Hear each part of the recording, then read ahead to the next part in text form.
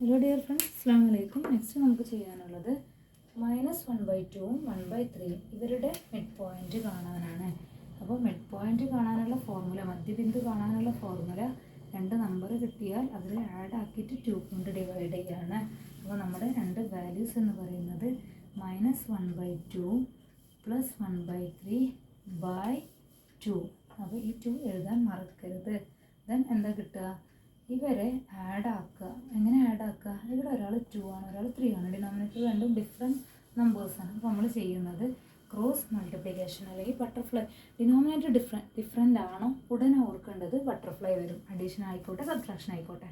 Okay, അതാണ് നിങ്ങൾ മൈൻഡിൽ വെക്കേണ്ടത്. അപ്പോൾ നോക്കൂ, എങ്ങനെയാണ് ചെയ്യുക? -1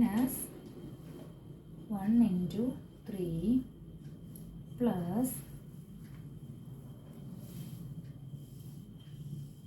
1 × 2 ബൈ ചെയ്യേണ്ട കാര്യമാണ് ഈ രണ്ട് നമ്പേഴ്സിന്, 2നെയും 3നെയും, രണ്ട് ഡിനോമിനേറ്റേഴ്സിന് താഴെ കൊടുക്കുക. 2 × 3. ഇനി ഇവിടെ ബൈ ഓൾ ഡിവൈഡഡ് ബൈ 2 ഉണ്ട്. അതിന് ഞാൻ ഇങ്ങനെ ഇങ്ങോട്ട് മാറ്റി ചെയ്താണ് ഹരിക്കണം 2.